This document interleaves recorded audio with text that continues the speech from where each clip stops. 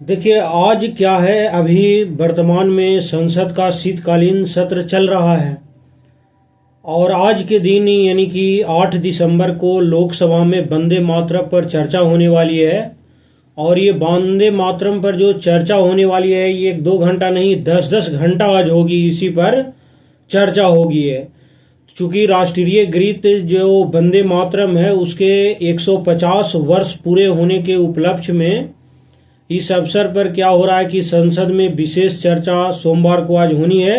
लोकसभा में 10 घंटे का चर्चा होगा और जिसकी शुरुआत प्रधानमंत्री मोदी जी करेंगे और इसका संभवतः ये अनुमान लगाया जा रहा है कि इसका समापन जो रक्षा मंत्री हैं राजनाथ सिंह वो करेंगे। ये जो आज न्यूज़पेपर में आया है, रोड डेली इसको अभी एक सप्ताह से इसके बारे में आ रहा है। तो मैं पूरा इस पर बहुत ज़्यादा विपक्ष के द्वारा भी विरोध किया जा रहा है, सत्ता पक्ष के भी द्वारा अपना आवाज उठाया जा रहा है। इसमें यह कहा जा रहा है कि नेहरू क्यों नहीं चाहते थे कि वंदे मातरम राष्ट्रगान बने। गांधी ने अल्लाह अकबर से तुलना की, क्या इसमें मुसलमानों को मारने का जो है आह्वान था। ये सभी के बारे में हम लोग पूरे सही डिटेल में आज जानकारी हासिल कर लेते हैं। उसके बाद जो चर्चा के बाद फिर शाम में जो इसका कंक्लूजन पार्लियामेंट हाउस से आएगा, कौन सा पार्लियामेंट के मेंबर क्या बोला क्या नहीं बोला वो जान लेते हैं। तो सबसे पहले तो आज हम इनका पूरा हिस्ट्री जान लेते हैं वंदे मातरम का, है ना। भारत के, चूंकि आपको पता होगा कि राष्ट्रीय गीत कौन सा है, वंदे मातरम। आज लोकसभा में उसकी 10 घंटे की बहस होने वाली है। शुरुआत हमारे प्रधानमंत्री करेंगे और ये इसका डिटेल में पूरा अभी बता देता हूँ। 1937 में क्या हुआ था कि कांग्रेस ने जो वंदे मातरम के टुकड़े कर दिए थे, इसी ने भारत पाक का विभाजन के बीज बोए गए। ये शब्द भी पार्लियामेंट में गूंजा है। ये सब का अभी आपको मैंने सही जानकारी आपको बता देता हूँ। हालांकि आप जानते ही होंगे, पढ़ते होंगे तब, कि वंदे मातरम के इतिहास में बहुत कुछ छिपा भी है। इसके लिए जाने आज़ादी मैंने कि जान लेते हैं आज़ादी के आंदोलन का गीत बनने मुस्लिमों को विरोध की वजह क्या है, एक हिस्सा हटाए जाने और 150 साल बाद इसकी राजनीति क्या है, ये सब आज जान लेते हैं। सबसे पहले आप जानिए ये कि आनंद मठ जो उपन्यास है उससे चर्चित हुआ था वंदे मातरम, है ना। जो आनंद मठ उपन्यास है उसी से जो वंदे मातरम है चर्चित हुआ था। प्रसिद्ध बंगाली लेखक थे और कवि भी थे, उनका नाम था बंकिम चंद्र चटर्जी, ने गीत लिखा जिसमें धरती को माँ बताया था और गीत था वह वंदे मातरम। 7 नवंबर 1875 को क्या हुआ कि पहली बार ये जो साहित्य पत्रिका जो बंग दर्शन था उसमें यह गीत प्रकाशित हुआ। उस समय इसकी कोई खास चर्चा नहीं हुआ था उस समय। हालांकि किसी कवि ने इसके लिए एक बड़ी विचित्र रचना भी किया था आगे चलकर, कि वंदे मातरम के पहले 2 छंद जो है संस्कृत में थे, जबकि आगे के 4 छंद बांग्ला भाषा में थे। उसके बाद 7 साल समय बीत गया और आ गया 1882 का समय। जब 1882 का समय आया तो उसी समय बंकिम चंद्र चटर्जी ने इस गीत को अपने ही उपन्यास जो आनंद मठ में क्या किए, इन्होंने शामिल किए और यह उपन्यास सन्यासी विद्रोह पर लिखा गया था। यह गीत जो है उस दौर की बात करता है जब उस समय बंगाल में भीषण अकाल से बंगाल जूझ रहा था। उस समय क्या हुआ था, अंग्रेज और मुगल नवाब जो आम प्रजा का शोषण कर रहा था बहुत ज्यादा, इन्हीं के विरोध में सन्यासियों ने एक दल क्या किया था, हथियार उठा लिया और लड़ने के लिए अंग्रेज और मुगलों से। और इसका नेतृत्व जो करने वाले थे पंडित, जो पढ़ते होंगे हिस्ट्री में, भवानी चरण पाठक थे, देवू रानी करके चौधरानी थी और मजमू शाह जैसे लीडर ने इनका नेतृत्व किया था उनसे लड़ने के लिए, मुगलों से और अंग्रेजों से लड़ने के लिए इन्होंने। फिर सन्यासियों का नारा ये दिया गया था वंदे मातरम यानी माँ को नमन। वंदे मातरम का मतलब होता ही है माँ को नमन। ये सन्यासी देश की धरती को ही मने अपनी माँ मानते थे जो लड़ रहे थे अंग्रेज और मुगलों से। इसी संदर्भ में यह गीत जो है बहुत ज्यादा पॉपुलर हुआ। फिर उसके बाद 1906 का समय आया जब कांग्रेस पार्टी के कलकत्ता अधिवेशन में पहली बार इसको गाया गया था और गाने वाले जो थे गुरुदेव कौन थे? रविंद्रनाथ टैगोर, जो गुरुदेव के नाम से जाने गए रविंद्रनाथ टैगोर ने इसको पहली बार गाया। तब कांग्रेस पार्टी के अध्यक्ष भी एक मुस्लिम थे, उनका नाम क्या था? रहमतुल्ला सयानी करके नाम था। रहमतुल्ला सयानी करके उस समय कांग्रेस के अध्यक्ष हुए थे। जो वंदे मातरम जो गीत गाया गया, गाने पर अंग्रेजों ने बैन लगा दिया था। इतना मने अंग्रेज खपा था इस गाने से, इस गीत से। 1905 में अंग्रेज ने बंगाल को, आपको पता होगा कि 2 हिस्सों में विभाजन कर दिया। एक को बोला गया पश्चिम बंगाल, जो अभी ऑलरेडी इंडिया के पास है, और दूसरे वाले हिस्से को बोला गया पूर्वी बंगाल, जो आज के डेट में क्या है? बांग्लादेश बना हुआ है, पाकिस्तान से हटकर। वो पहला हिस्सा जो था हिंदू बहुल, जो पश्चिम बंगाल है, जो आज के डेट में है, वह बहुल माने हिंदू वहां पर थे पश्चिम बंगाल में, जिसकी राजधानी कलकत्ता था, आज भी कलकत्ता ही है। दूसरा हिस्सा जो पूर्वी बंगाल था, वह मुस्लिम बहुल पूर्वी बंगाल था, जिसकी राजधानी ढाका थी। आज भी बांग्लादेश की कैपिटल क्या है? ढाका ही है। विरोध में क्या हुआ? स्वदेशी आंदोलन। ये बंगाल का जब विभाजन हुआ तो उसके बाद देखे होंगे 1907 में इसी के चलते स्वदेशी आंदोलन क्या हो गया? शुरुआत होगी, यानी स्वदेशी मूवमेंट। आनंद मठ से निकलकर वंदे मातरम इस आंदोलन का नारा बन गया, और बंगाल में हर सुबह यानी कि फेरी निकलती थी जिसमें वंदे मातरम गाया जाता था। रविंद्रनाथ टैगोर ने इस फेरियों में शामिल होते थे और खुद ही वह गीत को गाते हुए चलते थे। वह रविंद्रनाथ टैगोर, इस गीत का प्रभाव इतना ज्यादा बढ़ा कि अंग्रेजों ने बहुत परेशान हो गया, और पूर्वी बंगाल के स्कूलों और कॉलेजों में क्या किया कि वंदे मातरम जो गाने पर इन्होंने बैन लगा दिया अंग्रेज लोग ने। इतना उससे इस गीत से हुआ खपा था। रंगपुर के एक स्कूल में वंदे मातरम की वजह से 200 छात्रों पर, माने जो छात्र थे उन पर 5 रुपये फाइन लगाया। मैंने उस समय 5 रुपया आज के डेट में समझिए कि 5000 के बराबर है। 1906 में क्या हुआ कि सभी सार्वजनिक जो स्थान थे उस पर वंदे मातरम गाने से बैन लगा दिया गया था, और बंगाल से निकलकर यह गीत बंबई में, अमृतसर, रावलपिंडी और लाहौर तक आजादी की आवाज गूंजना शुरू हो गया। एक इतिहासकार थे, उनका नाम था सब्यसाची भट्टाचार्य। उन्होंने वंदे मातरम जो बायोग्राफी ऑफ द सॉन्ग में ये चीज लिखते भी हैं। 1920 का जब समय आया तब तक वंदे मातरम का कई भाषाओं में अनुवाद हो चुका था। यह राष्ट्रगान की हैसियत माने कि पा चुका था।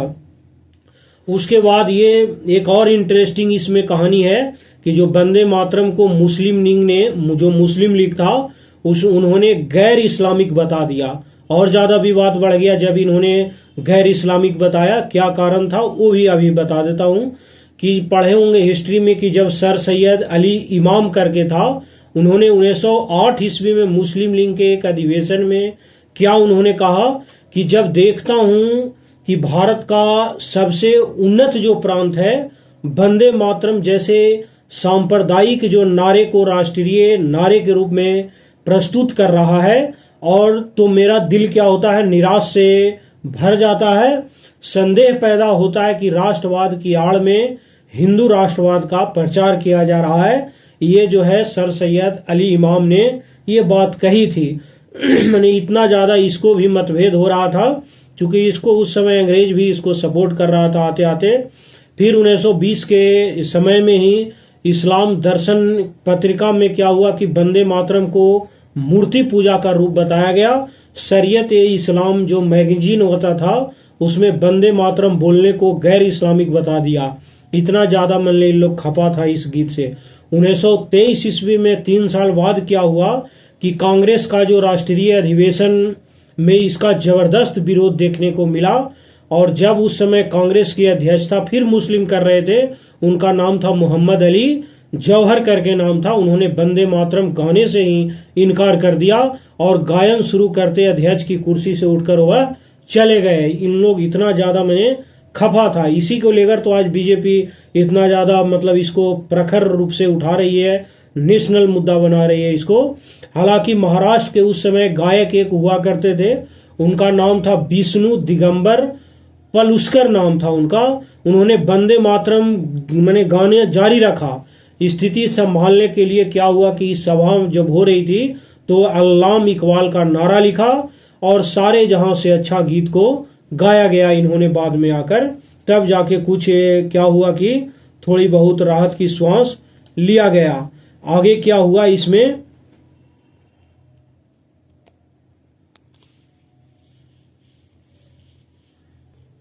उसके बाद क्या हुआ कि कांग्रेस कमेटी ने वंदे मातरम के 4 छंद को हटा दिए। मुस्लिम लीग चूंकि लगातार आरोप लगा रहा था ये कि कांग्रेस जो है मुसलमानों पर देवी देवताओं की आराधना थोप रही है, जबकि उनके लिए मूर्ति पूजा हराम है, ये बात कहकर विरोध कर रहा था मुस्लिम लीग।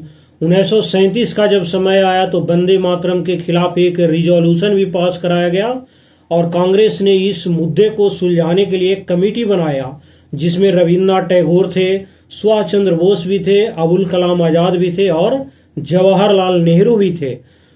और इसी मुद्दा को लेकर आजकल बीजेपी उठा रहा है, तो ये सच्चाई आप लोग जाने गए तो अच्छी बात रहेगा, नहीं तो फिर व्हाट्सएप यूनिवर्सिटी पर बेवजह इधर से उधर ढूंढते रहिएगा। पूरा मैं आज डिटेल में ही बता देता हूँ, पूरा मैं इसका नोट्स पूरा डिटेल में बनाया हूँ। रविन्द्रनाथ टैगोर भी थे, सुभाष चंद्र बोस थे, अबुल कलाम आजाद और नेहरू भी जी थे इस कमेटी को, चूंकि इसको समस्या को सुलझाने के लिए, है ना। सबियाजी जो भट्टाचार्य अपनी किताब में क्या बताते हैं, नेहरू ने रविन्द्रनाथ टैगोर को एक चिट्ठी लिखा वंदे मातरम की पृष्ठभूमि के लिए। मैं आनंद मठ का अंग्रेजी अनुवाद पढ़ रहा हूँ, मुझे लगता है कि इसकी पृष्ठभूमि की वजह से ही मुसलमानों को परेशानी हो रही है। ये चिट्ठी में लिखा नेहरू जी ने। टैगोर नेहरू को सलाह देते थे कि वंदे मातरम के जो पहले 2 छंद हैं उनको किसी से समस्या नहीं हो सकती है, यह इतने प्रभावशाली है कि जो अन्य 4 छंद हैं उनको छोड़ा जा सकता है। आखिरकार फैसला लिया गया और नेहरू जी के सामने रविन्द्रनाथ टैगोर को झुकना पड़ा और राष्ट्रीय कार्यक्रम में वंदे मातरम के जो पहले 2 छंद थे उसी को ही गाए गए। इसी को लेकर बीजेपी इसी को मुद्दा उठाकर आजकल पार्लियामेंट में बहस कर रही है कि नेहरू जी इसका विरोध किए थे वंदे मातरम गीत को। बाकी आपको सच्चाई पता लग गया। आगे क्या हुआ कि वंदे मातरम क्या वाकई इस्लाम विरोधी थे। देखिए 1937 के 1 साल बाद 1938 का जब समय आया तब मुस्लिम लीग के सेशन में जिन्ना साहब आ गए।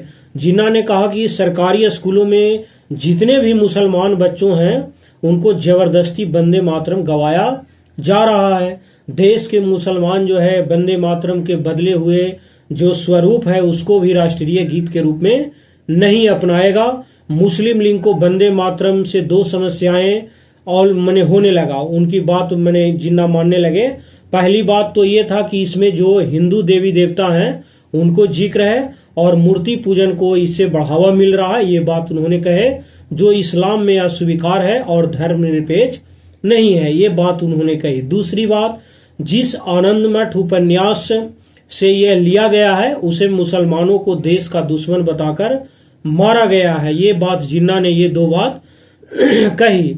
आज़ादी की लड़ाई लड़ चुके जितने भी इस्लामिक स्कॉलर, मौलाना एक थे उनका नाम था रेजा उल करीम, उन्होंने अपनी किताब लिखे और बंकिम चंद्र और मुसलमान समाज में क्या लिखते हैं, वंदे मातरम का जो उद्देश्य है वह मूर्ति पूजा की विजय की घोषणा करना नहीं है, बल्कि देश की देवी पूजा देवी को मूर्ति पूजा की देवी अर्थात जैसे जो दुर्गा हैं, लक्ष्मी हैं या सरस्वती से बड़ा मानना है, ये बात और बढ़ा चढ़ाकर कही गई इनके द्वारा।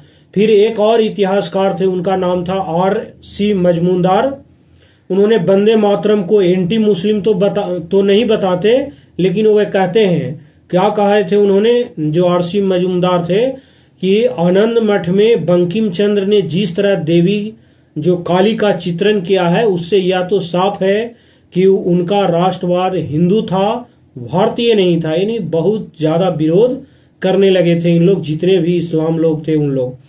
लेखक एक और थे, उन्होंने भी इस तरह के बहुत सारे मैंने इतिहासकार आए, कुछ न कुछ इसमें कमियां निकालते चले गए। फिर एक और चीज बताता हूं कि क्या आनंद मठ में मुस्लिम विरोधी कौन सी बातें थी। आनंद मठ में मुस्लिम विरोधी कौन सी बात थी। आनंद मठ के आप भाग 3 पढ़ेंगे तो सन्यासी योद्धा एक साथी से पूछता है, हमारे देश का मुसलमान राजा क्या हमारी रक्षा कर सकता है, कर रहा है। इस नशेबाज यानी दाढ़ी वाले यानी अंग्रेजों के बारे में दाढ़ी वाले को कहा गया है, को बिना भगाए क्या हिंदू हिंदू रह जाएंगे। ये बात आनंद मठ के भाग 3 में कहा गया है। कैसे भगाओगे उसमें कहा जा रहा है, पर वह कहता है मारकर भगाएंगे। अकेले कैसे भगाओगे पूछने पर वह वंदे मातरम का तीसरा छंद गाता है। तीसरा छंद मैं आपको सुनाता हूं क्या लिखा है कि सप्त कोटि कंठ है कलकल नीना दकराले द्विसठ कोटि भुजय घृत खर खर कर वाले आवला केनो माँ तुमी एतो बले बहु बल धारिणी मी नमामि तारिणीम रिपु दलवारिणी मातरम वंदे मातरम। ये बात है। इसका भावार्थ ये होता है कि इस छंद के जरिए योद्धा ये बताता है कि अगर 70 करोड़ हाथों में तलवार आ जाए, क्योंकि उस समय पॉपुलेशन 70 करोड़ थी, तो एक भयानक गरज उठेगी। वो कहता है हे माँ तू निशक्त नहीं है बल्कि तू ही तो शक्ति है। ये बात भाग 3 में है, आनंद मठ में कहा गया है। उसी तरह आनंद मठ का भाग 4 भी पढ़ के बताता हूं। सन्यासियों के जो मुखिया है सत्यानंद को मुसलमान गिरफ्तार करके ले जाते हैं। इससे सन्यासियों में उनके प्रति क्या हो जाता है, गुस्सा फूट पड़ता है। अपने गुरु को छुड़ाने के लिए सन्यासी मुसलमानों को घर में आग लगा देते हैं। और आनंद मठ का जो भाग 7 है वो सुनिए, उसमें क्या लेखक लिखते हैं। 20-25 संतान किसी मुसलमान बस्ती में क्या होते हैं, पहुंच जाते हैं और उनके घर में हिंदू आग लगा देते हैं। उनका सर्वस्त्र लूटकर हिंदू विष्णु पूजकों में उसे वितरित कर देते हैं। उपन्यास के अंत में सन्यासी मुस्लिम राज्य को ही नष्ट कर देते हैं। लेकिन क्या होता है, अंग्रेजों से वह हार जाते हैं। मुखिया जो सत्यानंद इससे निराश होते हैं, लेकिन उनके चिकित्सक क्या कहते हैं, तुम्हारा कार्य सिद्ध हो गया, मुस्लिम राष्ट्र नष्ट हो गया, अब ये हिंदू राज स्थापित नहीं होगा, अब अंग्रेज राज करेंगे। फिर गांधी ने कहा क्या, ये भी जान लीजिए। अल्लाहू अकबर जैसा वंदे मातरम, महात्मा गांधी को जब वंदे मातरम बहुत ही पसंद था। हालांकि उन्होंने इस गीत को जबरदस्ती थोपने का विरोध भी किया था। दक्षिण अफ्रीका में उस समय गांधी जी रहने के दौरान एक आर्टिकल में गांधी जी ने वंदे मातरम को भारत का राष्ट्रगान बताते हुए क्या लिखते हैं, जहां अन्य राष्ट्रगानों में दूसरों के लिए अपमानजनक भावनाएं होती है, वहीं वंदे मातरम ऐसे दोषों से मुक्त हैं। 1915 में जब मद्रास की एक सभा में महात्मा गांधी ने वंदे मातरम के लिए कहा, कवि ने मातृभूमि है उसकी व्यंजना के लिए हर संभव विशेषणों का प्रयोग किया गया है, अब हमें इसे साकार करने की कोशिश करनी है। समझिए ना। तो ये गांधी के वंदे मातरम के नारे से तुलना अल्लाहू अकबर से की थी। इस नारे से हिंदुओं को वैसी ही आपत्ति थी जैसे मुसलमानों को वंदे मातरम से। कलकत्ता की एक जब प्रार्थना सभा हो रही थी, उसमें गांधी ने कहा था अल्लाहू अकबर के नारे ने भारत में आपत्तिजनक अर्थ धारणा कर दिया। इसमें हिंदू डरे हुए रहते हैं क्योंकि कभी कभी मुसलमान हिंदुओं पर हमला करने के लिए इसी नारे को दोहराते हैं। तो ये इस तरह की की भावनाएं जुड़ रही थी सब। गांधी जी का ये मानना था अल्लाह अकबर वंदे मातरम, यह दोनों नारे अपने मूल रूप में आपत्तिजनक नहीं है, लेकिन लोग इन्हें सांप्रदायिक नजर से देखने लगे हैं। राष्ट्रगान के बराबर दर्जा लेकिन विरोधी जारी रहा। 15 अगस्त 1947 का जब देश आजाद हुआ तो भारत की आजादी के बाद ऑल इंडिया रेडियो पर जो पहला गीत बजा था वह वंदे मातरम ही था। इसको याद रखिएगा। नेहरू इसे राष्ट्रगान नहीं बनाना चाहते थे। 1948 में कांग्रेस लीडर बीसी रॉय को लिखी चिट्ठी में उन्होंने लिखा कि विदेशियों की नजर से वंदे मातरम पूरी तरह फ्लॉप है ना। उन्हें जन गण मन ज्यादा पसंद आता था। नेहरू के मुताबिक वंदे मातरम को लेकर मुसलमानों के विरोध से कांग्रेस में किसी को ज्यादा फर्क नहीं पड़ा, लेकिन यह राष्ट्रगान के लिए एक सही विकल्प नहीं है। जब 24 जनवरी 1950 को संविधान सभा के आखिरी सेशन में अध्यक्ष जो डॉक्टर राजेंद्र प्रसाद ने, उन्होंने क्या घोषणा की कि रविन्द्रनाथ टैगोर का लिखा जन गण मन भारत का राष्ट्रगान होगा, है ना। आजादी की लड़ाई में मुख्य भूमिका निभाने वाले जो वंदे मातरम है गीत को भी इसके बराबर का ही दर्जा दिया जाएगा। इसके बाद संविधान सभा के जितने भी सभी सदस्यों ने जन गण मन और वंदे मातरम दोनों ही गीत गाए। आधिकारिक तौर पर राष्ट्रीय कार्यकारिणी जैसे राष्ट्रपति और राज्यपाल को सलामी है, परेड है, राष्ट्र ध्वज है, फहराए जाने आदि पर राष्ट्रगान का नियम है। वंदे मातरम के लिए ऐसी कोई बाध्यता नहीं है। 1998 में जब उत्तर प्रदेश सरकार ने जितने भी सरकारी स्कूलों में वंदे मातरम गाए जाने का आदेश जारी दिया तो विरोध में मुसलमान क्या हुआ, अपने बच्चों को स्कूल से निकालने लगे। उसके बाद जब उस समय प्रधानमंत्री अटल बिहारी वाजपेयी के दखल के बाद यह आदेश वापस ले लिया गया। उसके बाद 2006 में क्या हुआ, केंद्र सरकार ने वंदे मातरम के 100 साल पूरे होने पर इसे स्कूलों का गाने का आदेश जारी किया। विवाद बढ़ने पर इसे वैकल्पिक बता दिया। उसके बाद इसी साल जो है इस्लामिक संगठन जो जमात उलमा ए हिंद है, उन्होंने कहा कि कोई सच्चा मुसलमान वंदे मातरम कभी नहीं गा सकता। उत्तर प्रदेश के देवबंद में वंदे मातरम गाने के खिलाफ एक फतवा भी जारी किया गया। 2019 में दिल्ली हाई कोर्ट ने क्या किया, वंदे मातरम को जन गण मन जितना दर्जा देने वाली याचिका को भी खारिज कर दी थी। वंदे मातरम की जब 150वीं सलाहगिरी का कार्यक्रम 2025 से 7 नवंबर 2026 तक पूरे देश में चलाया जा रहा है। ये लेटेस्ट है। राजनीतिक विश्लेषण इनके जो भी हैं वो कुछ महीनों में पश्चिम बंगाल में विधानसभा चुनाव है। चूंकि वंदे मातरम के रचयिता भी बंगाली थे तो इसे बंगाल चुनाव तक जीवित रखने की कोशिश भी किया जा रहा है। ये राजनीतिक रूप से पश्चिम बंगाल जो है दूसरे इस गीत को ऐतिहासिक पृष्ठभूमि भी बीजेपी को जो है राजनीतिक लाभ दिला सकती है। ये सब हो रहा है। वंदे मातरम में पहले 2 छंद में धरती माँ को नमन भी किया गया है, क्योंकि बंकिम चंद्र चटर्जी के लिखे वंदे मातरम गीत के पहले जो 2 छंद थे आज भारत का राष्ट्रगीत है।